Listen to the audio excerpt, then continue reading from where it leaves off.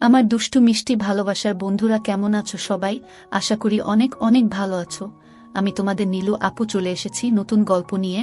আজকের গল্পটি শুনলে তোমাদের দাঁড়িয়ে যাবে, তাই গল্পটি শোনার আগে অবশ্যই হেডফোন ব্যবহার করো। আমার লাইফের সবকিছুই মনে হয় সামান্য লেট। এই যেমন আমার ফ্রেন্ডসরা বই পড়ে ক্লাস 5 থেকে, আর আমার শুরু যখন আমি ক্লাস 10 এ পড়ি।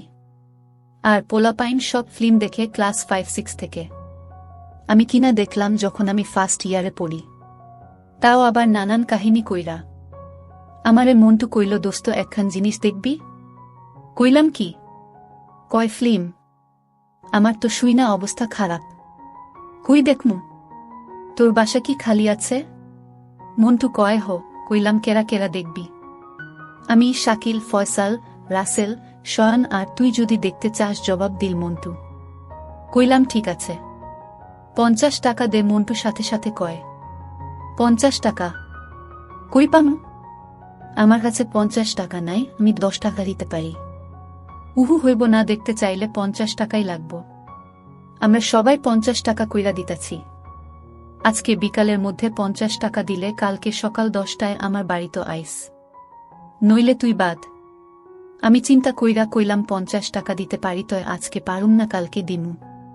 তোরা সব ম্যানেজ করা, আমি কালকে সকালে দিয়া দিমু। উহু আজকে না দিলে তুই কালকে আসবি না। আর আসলেও আমি কিন্তু তোরে ঢুকতে দিমু না। পরে আবার মাইন্ড করিস না, শক্ত চোয়ালে মন্টু জবাব দিল।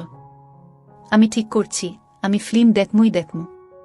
কইলাম দোস্ত 50 টাকা না দিয়া আমি তোর রুমে না ঢুকলেই তো হয়। তুই অ্যারেঞ্জ কর, আমি টাইম মতো আয়া পড়মু। মন্টু শিওর যে আমি দেখমু, কারণ ও জানে আমি এগুলান অহনো দেখি নাই। ওর লগে প্রায় বাংলা বই ভাগাভাগি করতাম। আমি কিনলে ওরে দিতাম, ও কিনলে আমারে। আর আমিও জানতাম মন্টু যখন কইছে ও ঠিকই অ্যারেঞ্জ করব। আর আমিও ঠিকই দেখমু, পয়সা দিলেও না দিলেও। তবে আমি ছোটবেলা থেকেই একটু বেশি স্ট্রেট।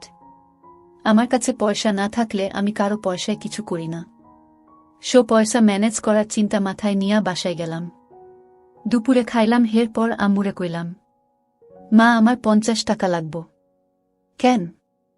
না মানে আমার বন্ধুর জন্মদিন, ওরে কিছু দিতাম। আর কি? কি দিবি? দেখি কোনো উপন্যাস দিমু। আম্মু বলল, কবে জন্মদিন? কালকে। উত্তর দিলাম, টাকাটা আমারে এখন দাও, আমি বিকালে কিছু কিনা রাখমু। আম্মু 50 টাকা দিল। ওই দিনই বিকালে মন্টুরে টাকা দিলাম। কইলাম মিস যেন না হয়। বিকালে মর্টিন কয়েলের 2টা খালি প্যাকেট রে বই সাইজের বানাইয়া রেপিং কইরা বাসায় আইলাম। আম্মু কয়, কি বই কিনলি দেখি? আমি কইলাম, রবীন্দ্রনাথের নির্বাচিত কবিতার বই। আম্মু কয়, দারুণ, খোলা, আমি আজকে রাতে পড়ে কাল সকালে তোরে দিয়া দিমু। কইলাম, অসম্ভব, এটা খোলা যাবে না। কেন? কেন মানে এটা একজনের গিফট। গিফট তো কি হয়েছে? আমি তো আর খায়া ফালামু না। কইলাম, না, এটা ওর জন্য কিনছি, ওরে দেই, পরে ওর কাছ থেকে তোমারে আয়না দিমু। আম্মু রাজি হইল, আর আমিও হাফ ছেড়ে বাঁচলাম। পরদিন সেই মহেন্দ্রক্ষণ রাপিং করা বই, আসলে কয়েলের বাক্স, নিয়া মন্টুর বাসায় গেলাম। যায় দেখি সবাই আছে। কিরে জয়, তুই এইখানে কি করস? আমি কই, আইজকা তো পার্টি, গিটার মিটার বাজামু, তাই আইলাম। মন্টু কয়, তোর হাতে কি? কইলাম, তোর জন্মদিনের গিফট। গিফট? আমার জন্মদিন? কি কস? আমার জন্মদিনই তো সেপ্টেম্বরের 22 তারিখ। আর আইস হইল এপ্রিলের 12 কেমনে? কইলাম, আমি তো জানি তোর জন্মদিন আইসকা। ধরনে, তুই আমারে জীবনের পয়লা ফিল্ম দেখাইতাস, তাই তোর লাইগা আনলাম, এইটাও তো একটা উপলক্ষ। আর কি? সবাই তো। মন্টু যথারীতি তার উপহার খুলল, আর সবাই সাথে সাথে হাসাহাসি শুরু করল। মন্টু তো রাইগা গেল, কয়, মর্টিনের বাক্স, তাও আবার খালি। আমি তো মনে করছি তুই বই তুই নিয়ে আইস, তুই বাইর হ, তোরে আমি দেখামো না। তখন ওরে সব কইলাম, আর সবাই হাসতে হাসতে গড়াগড়ি খাওয়া আরম্ভ করল। তোর আইসকা জন্মদিন না বানাইলে আমার তো আর ফিল্ম দেখা হইত না। তুই তো আর আমারে মাগনা দেখাইতি না। মন্টু কয়, আসলে আমি অ্যারেঞ্জ করছি ঠিকই, তয় টাকা তো তুই পুরোটা দিস। আমরা সবাই মাগনা দেখতাছি।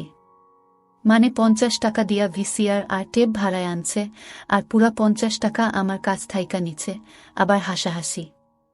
এইবার আমি ফান্দে কইলাম, প্রবলেম নাই, চালু করো। 21 ইঞ্চি কালার টিভি স্ক্রিনে আমার চোখের পর্দা আটকা গেল। একটা বিদেশি কন্যা গাড়ি থাইকা নাইমা দুলাইয়া দুলাইয়া হাইটটা একটা রুমে ঢুকতাছে। পেছনের অর্ধেক দেখা যায়, আমার চোখ আটকায়। রুমে 3টা পোলা, সবাই তখন চুপ কইরা টিভি দেখতাছে, ফিল্ম দেখতাছে। কন্যা এইবার পোলাগোলগে শুভচ্ছ বিনিময় টাইপ কথা শুরু করল। একটু পরেই একটা পোলা হাত দিয়া কইলা, ওয়াও ইউ হ্যাভ নাইস। কন্যার মুখ ভরা হাসি। এরপর আস্তে আস্তে কন্যার বদন থাইকা সব কন্যা নিজেই খোলা আরম্ভ করল। সবুজ কালারের টি শার্টের নিচে চকলেট কালারের আর সেম কালারের উপরে এই দুইটা যা লাগতাছে। মনে মনে ভাবি, পেছন থেকে রাসেল কয়, কি অবস্থা মাম্মা? আমার তো অবস্থা বেগতিক। জিন্দেগির প্রথম চোখের পর্দা আর টিভির পর্দা এক হয়ে গেছে গা। কন্যা এইবার হের প্রমাণ সাইজের পাহাড় দুইটা আমার চোখের সামনে হাজির করল। আমি নিজেরে ফিল্মের নাজক ভাবা শুরু কইরা দিছি। আর কি, একটা পোলা হেই নিয়ে আলতো খাচ্ছে। বাকি পোলারা নিজের মন্টু কয়, জয় তুই কোনডা? আমি কই, আমি 3 নম্বর ডা। কন্যা কি সুন্দর কইরা খাইতাছে দেহস না। অনেকদিন আর এইসব দেখি নাই। এরপর আমি যখন ইন্টারমিডিয়েট পরীক্ষা শেষ করি, তখন আমার বাবায় আমারে একখান কম্পিউটার কিনা দিল। আমার রেজাল্ট ভালো হয়েছিল বইলা। তখন বাজারে সিডি অ্যাভেলেবল। শুরু হইল আমার দেখার মেলা।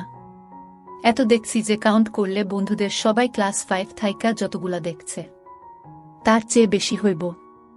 আল্লাহর 30 দিন 3-4টা, কখনো কখনো আর 10টা কইরা দেখতাম। দিনে দিনে আমি থিওরিক্যাল প্রফেসর হইয়া গেলাম। কিন্তু কখনো কোনো মেয়ে সত্যিকার পাই নাই। পোলাপাইন প্রেম করে রুম ডেট করে আমার সেই অবস্থাও নাই। আমিও প্রেম করি, তয় আমার ডার্লিং থাকে আমার বাড়ি থেকে 90 কিমি দূরে, মানে পার্শ্ববর্তী জেলায়।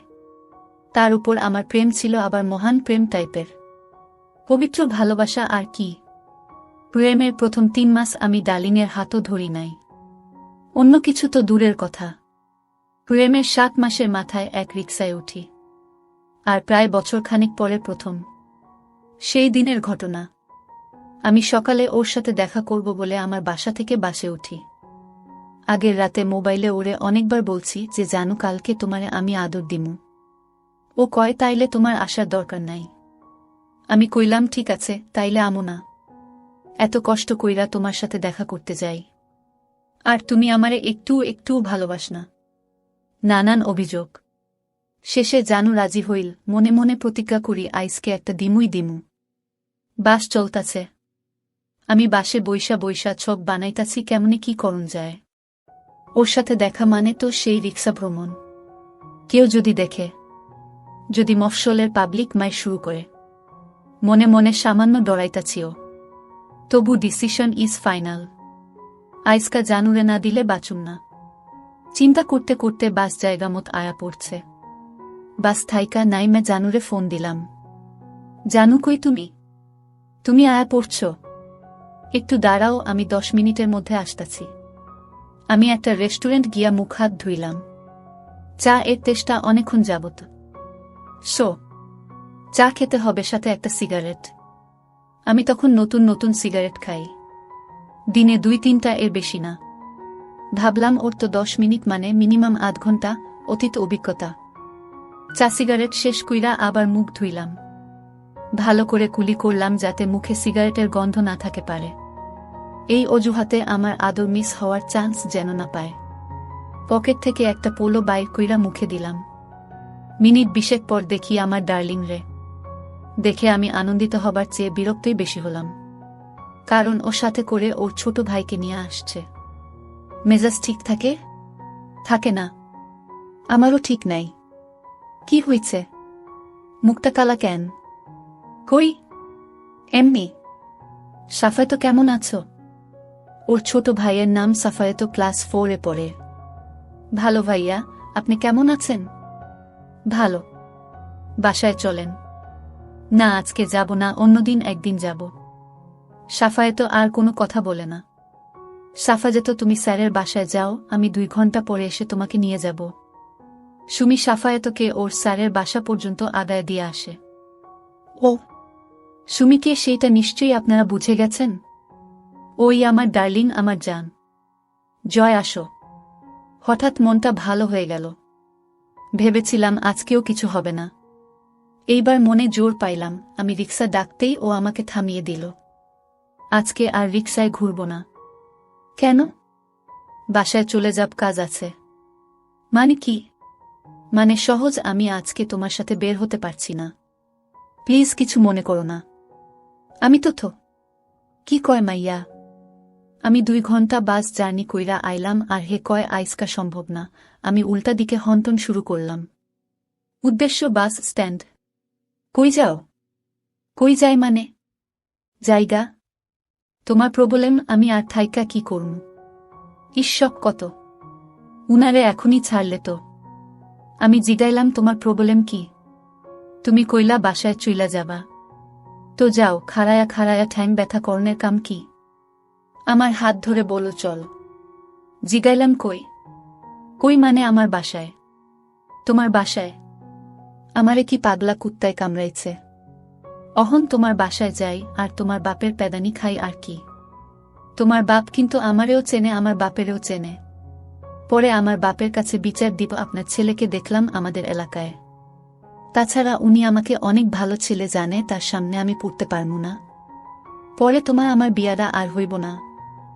আমার হবুর শ্বশুরের সাথে আমার আগে থেকে পরিচয় ছিল, যখন সরকারি কর্মচারী হিসেবে আমাদের জেলাতেই ছিলেন।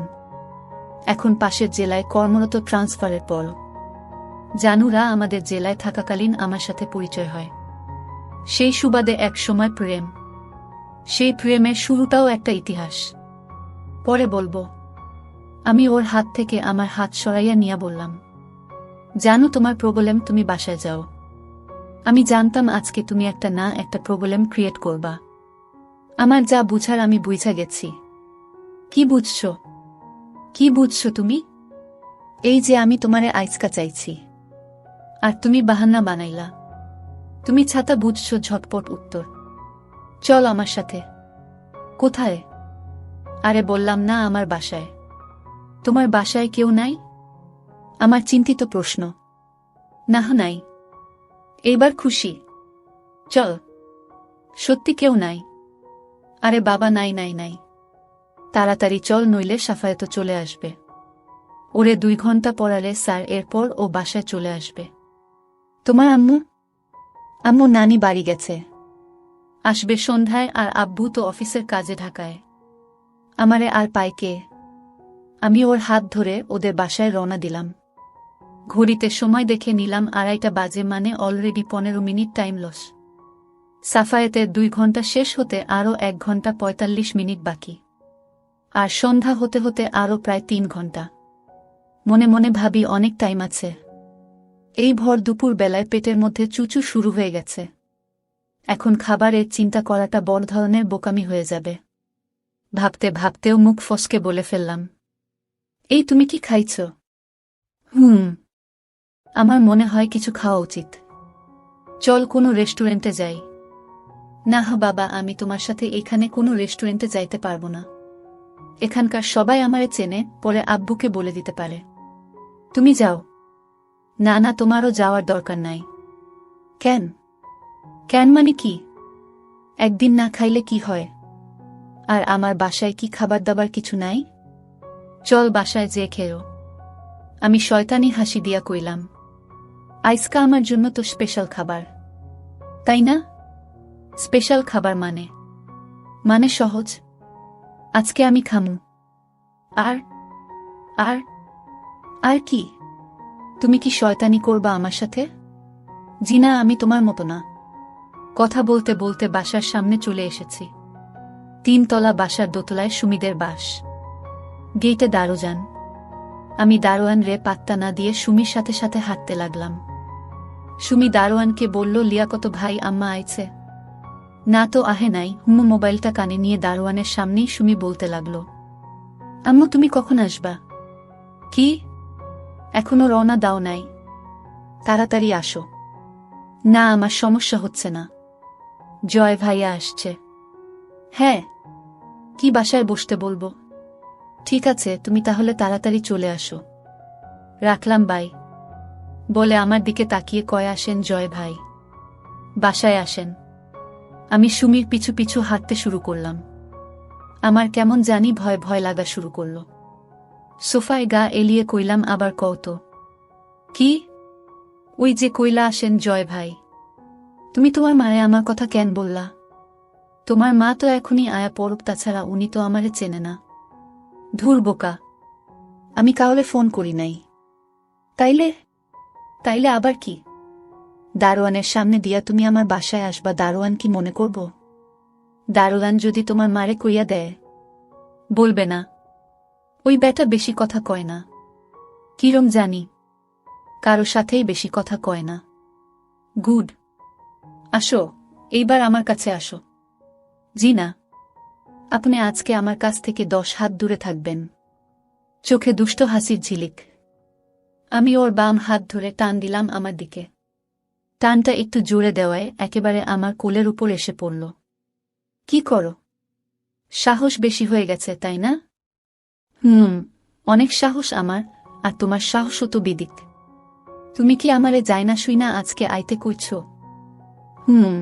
আমারও অনেকদিন থেকে ইচ্ছা আমার বাবুটাকে একটু। আমার তখন চরম অবস্থা, কিন্তু আমি স্বপ্নেও ভাবি নাই আমি ওকে আজ এভাবে পাব। সুমির চোখের দিকে তাকিয়ে তাকিয়ে কথাগুলি ভাবছি। কি হলো? তোমারে দেখি। কি দেখো? তোমারে এই রকম আমি আর কখনোই দেখি নাই। তুমি যে এত সুন্দর আমার চোখেই পড়ে নাই। তুমি এত সুন্দর কেন? থাক, আর পাম দেওন লাগবো না। মুখটা আমার মুখের কাছে এনে বলল, তুমি খাবে না? কথাটা আমার কানে ইলেকট্রিক শকের মতো লাগলো।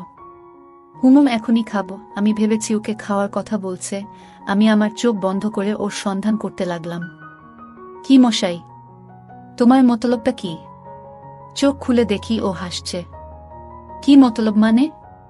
তুমি না খাইতে বললা। আমি ভাতও খাওয়ার কথা জিগাইছি। আমার তো ভাতের খিদা নাই। তুমি আমারে আইসকা জাদু করছো। সত্যি তখন আমার ভাতের খিদে ছিল না। প্লিজ কাছে আসো। আমি ওর 2 গাল 2 হাতে ধরে কপালে একটা, ও আমাকে 2 হাত দিয়ে ধরল শক্ত করে। আমাকে আর পায় কে? আমি ওকে আমার কোলে বসিয়ে ওর নাক শুরু করলাম। ও চোখ বন্ধ করে আমার ভালোবাসায় ডুবে গিয়েছিল। এভাবে চলল মিনিট 3। আমার চোখ আর সুমির চোখ যেন একটাই। এতটাই বিভোর হয়ে গিয়েছিলাম যে আমি সোফা থেকে উঠে দাঁড়ালাম। ওকে আমার বুকের মধ্যেখানে শক্ত করে ধরে চোখ বন্ধ করে 1 সেকেন্ডের 10 ভাগের 1 ভাগ সময়ের জন্য এতটুকু স্পর্শই ওকে এতটা কামাতুর করে দেবে ভাবতে পারি নাই। চোখ আমার বন্ধ, মনে হচ্ছে আমার এই মুহূর্তে আমার ঠিকানা অন্য কোথাও। কতক্ষণ আমরা এভাবে একে। বিপত্তি ঘটল যখন কলিং বেলের আওয়াজ শুনলাম। দুজনেই উঠে দাঁড়ালাম, দেখলাম ওর চোখ লাল হয়ে গেছে। আমি যেন বেহেস্ত থেকে সরাসরি দোজখে নেমে এলাম। কে? সুমি হাত দিল। কে? আমি দরজার ওপাশ থেকে ভেসে আসা কণ্ঠ। আমি কে? আরে খোল না। আমি চৈতি। চৈতিটা আবার কে? আমি জিগাইলাম। ওহ, ও আমার বান্ধবী। তুমি এক কাজ কর, তুমি আমার রুমে দরজা আটকায়া বইসা থাকো। আমি 2 মিনিটের মধ্যে ওর বিদায় কইরা আইতাছি। তাড়াতাড়ি এসো। এখন আমি সুমির বেডে। সুন্দর করে সাজানো রুম। দেয়ালে সুমির পেইন্ট করা কিছু ছবি। ড্রেসিং টেবিল ভর্তি কসমেটিক্স। আর যে জিনিসটা পেলাম তালা জবাব। বিছানার এক পাশে একটা কালো রঙের।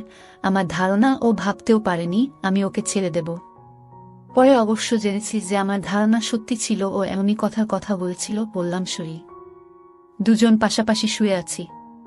তুমি এই রকম করলা কেন? সরি বলছি তো। সরি? কিসের সরি? আমি তোমাকে অনেক ভালো ভেবেছিলাম। আমার কি দোষ? তুমিই তো আমাকে বাসায় আনছো। আমি কি একলা তোমারে আদর দিচ্ছি? তুমিও তো আমারে দিলা। তাই বলে তুমি আমার উপর। ছি ছি। আমি ওকে এক ঝটকায় আমার উপর নিয়ে আসলাম। ওর চুলে আমার মুখ ঢেকে গেল। 2 হাত দিয়ে চুল সরিয়ে জিগাইলাম, অহন হইছে? কি? কি মানে অহন? তো শোধবোধ নাকি? কি শোধবোধ? এই যে অহন তুমি আমার উপরে। না হয় নাই। এইভাবে কি শোধবোধ হয়? তুমি আমারে কোনোদিন ভুলে যাবে না তো? না, তোমারে ভুলা যাবে না। আমি তোমারে ভুলে যাব এটা হইতে পারে না। আর তুমি আমারে ভুইলা যাবা, এইটা আমি হইতে দিমু না। চামে ডায়লগটা দিয়া দিলাম। আমার উপর ওর মিশে এক হয়ে গেছে। আমি ওর পিঠের উপর হাত দিয়ে ধরলাম। তাতে ওর পুরাটা আমি অনুভব করতে পারতাছি, কিন্তু হাত দিয়ে ধরার সাহস পাইতাছি না। জান, আমার জিনিস দুইটা একটু দেখি। তোমার জিনিস? কি জিনিস?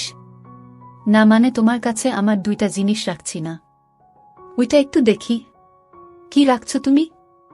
তোমার গিফটগুলা। আরে না। আমি ওর কানে কানে বললাম, তোমার কাছে আমার যে দুইটা আছে ওইটা একটু ধইরা দেখি। না, আমার শরম লাগবো। ইস, জিনিস তো আমার। তোমার শরম লাগবো কেন? ওই দুইটা তোমার হইল কেমনে? কেমনে মানে? ওই দুইটা তো আমারই। তোমার কোনো কামে লাগে? ওইগুলো দিয়া তোমার কোনো কাজ হয়? ভাত রানতে পারো, পড়তে পারো, লিখতে পারো, কোনো কামেই তো লাগে না। কামে লাগবো আমার আর আমার মাইয়ার। ওইটা অহন আমার আর আমাগো একটা মেয়ে হইলে ওরে কিছুদিনের জন্য দিমু। তোমার জিনিস তো পারমিশন নেওয়ার কি দরকার? নিয়া যাও। ওই দুইটা খুইলা তোমার পকেটে কইরা নিয়া যাও। বাসায় বইসা বইসা যা করার কইরো। আমার হাতে আসমানের চানত পাইলাম। জিন্দেগির প্রথম কোনো হাত দিলাম। ও আমাকে ঝটকা মেরে উঠে বসল। কি হইছে? ওর সারা শরীর কাঁপতেছে। আমি ভয় পেয়ে গেলাম। কি হয়েছে তোমার? জানি না, বলে বিছানায় বসেই আমাকে